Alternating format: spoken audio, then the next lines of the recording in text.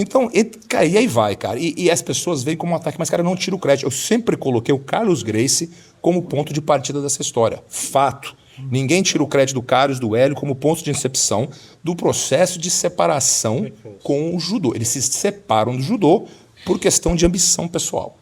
E se separam do judô e dão o pontapé inicial. Eles mantêm um grupo unido o tempo suficiente para dar tempo e espaço para uma segunda geração de membros da família Gracie começar a dar forma ao que hoje o mundo pratica e chama de jiu-jitsu brasileiro. Isso nasceu aqui dentro, desse prédio. Foi um salto geracional. Entendeu? Perfeito.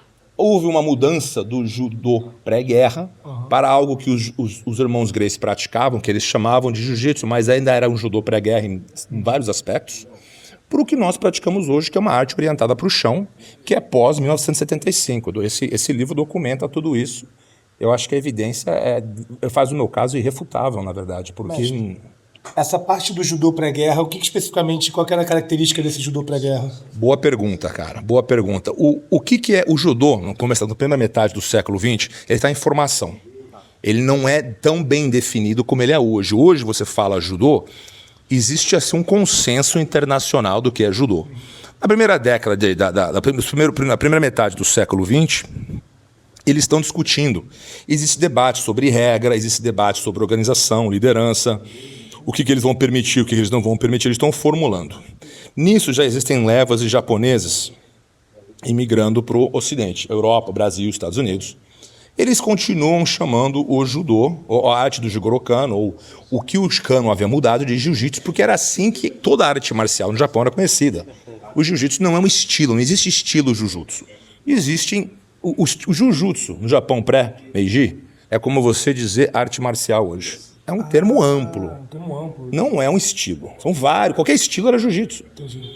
Kano jiu-jitsu é um dos estilos. Depois ele muda o nome para judô. Mas quando ele muda o nome para judô, já haviam levas e levas de japoneses que trouxeram um termo. Na época, né? Os caras, porra. Natalizaram, né? Ficou jiu-jitsu. Ficou jiu-jitsu. E nessa o termo acabou ficando. Mas o que é um judô pré-guerra? O que eu quero dizer com o judô pré-guerra? É um sistema voltado para a defesa pessoal, com uma distribuição de chão e luta de pé de aproximadamente 50-50. 50% do tempo em pé, 50% no chão, com um aspecto muito forte de defesa pessoal. Como essas escolas, tá, elas não são organizadas, porque o Judô Kodokan não é tão bem organizado na primeira metade, ele vai se organizando com o tempo. Na primeira metade do século XX, o que acontece? Esses estilos são idiosincráticos. O que eu quero dizer com isso? Eles possuem características próprias. O Jiu-Jitsu Gracie é um perfeito exemplo disso. Não é o único estilo de Jiu-Jitsu / judô pré-guerra no mundo. Existem vários na Europa, existem estilos que sobrevivem até hoje, que continuam usando o termo Jiu-Jitsu, não tem nada a ver com o que a gente pratica. Eu já conheci escolas de Jiu-Jitsu ou Jiu-Jitsu na Suécia, os caras me ensinando a desembainhar espada samurai. Que isso? Cara, e não tem nada a ver com o que nós fazemos. Até uma observação. Agatha Christie, o personagem dela, o Hercule Poirot, lutava jiu-jitsu, sei lá, que seja. Inglês, quer dizer, não tem nada a ver quando foi escrito o livro, quer dizer, trouxe de algum estilo da Europa, provavelmente, né? Existiam diversas escolas ao redor do mundo ensinando jiu-jitsu, que era... Você falar jiu-jitsu na primeira metade do século XX é quase sinônimo com defesa pessoal. E na família Gracie também é a mesma coisa. Existia tanto é que na Academia Gracie original, na Rio Branco, eles ensinavam o quê? Defesa pessoal, aula particular, defesa pessoal. O foco não era na rinha, na competição, no rola, que é o que nós praticamos, entendeu? Existia um foco diferenciado.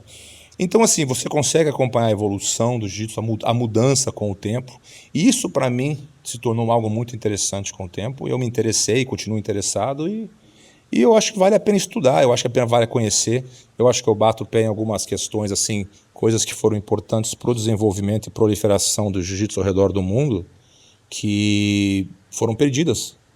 Eu falo sobre isso nos meus livros, né?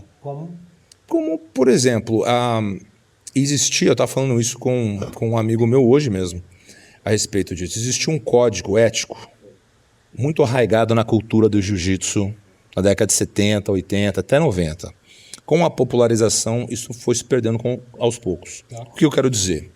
Por exemplo, isso não é codificado, tá? Eles não colocam essa ética no papel. É não escrito. Não, é igual. O Jigoro Kano faz isso. Tá. O Jigoro Kano, ele codifica a prática dele. A filosofia do Jigoro Kano ela é ambígua, tá? Ela é cheia de problemas, ela é complexa, ela tem contradições. Ele é bem ambíguo nessa relação utilitarianista, né, que é o Jita Kyoei, com a competição.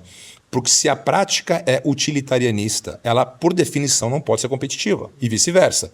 São filosofias opostas. E ele meio que tenta equilibrar essas duas coisas, assim, mas ele é contraditória. Mas ele tenta codificar, pelo menos. E no jiu-jitsu brasileiro isso nunca foi codificado. O que eu quero dizer? Coloquialmente falando, o jiu-jitsu raiz contra o Nutella. O que era impensável na minha época, quando eu comecei a treinar? Comentar treino. Ou você dar desculpas quando pede. Entendeu? Culpar o professor, culpar o parceiro de treino, culpar o juiz. Existia assim, uma expectativa que você soubesse se defender. Existia uma preocupação com a realidade do combate. Essa preocupação desapareceu. Existia uma hierarquia que não era cliente, consumidor, dono de negócio. Sim. A hierarquia era professor-aluno. Hoje, perceba que eles não chamam mais o aluno de aluno, é cliente. Isso foi uma mudança radical, uma maneira de pensar. Porque dentro de uma ética, de uma ética comercial, quem está no comando é quem? O consumidor, o cliente. Quem está no comando? Eu vivo, exatamente. Então os professores cederam para dar para o aluno o que ele queria. Democratizou não de uma maneira espartana como o Carson queria. Ele era democrático, porém com rigores. Os rigores foram baixados ou removidos. Por quê? Para aumentar a população, para aumentar o número de alunos. Então, assim, uma pressão comercial teve um impacto positivo por um lado. Eu vivo bem do jiu-jitsu graças a isso. Eu estou aqui graças a isso.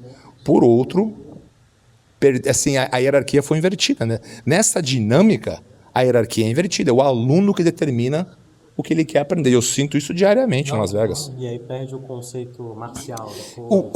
Exatamente. Então, assim, essas coisas, por não ter sido codificadas, elas ficaram... A hierarquia vem do militarismo, do exército. Do militarismo, exatamente. Uma estrutura militar, não uma estrutura comercial. Aí você uma estrutura militar é mais chata, não vai vender tanto. Pode ser. Pode ser, mas essa é a questão. É entretenimento ou educação? O que nós estamos fazendo? Eu tenho, no meu último livro, eu tenho é basicamente sobre isso, essa relação do entretenimento contra a educação. O Jigoro Kano é bem claro nisso. O Jigoro Kano deixa explícito, o judô é uma forma prática educativa, não comercial.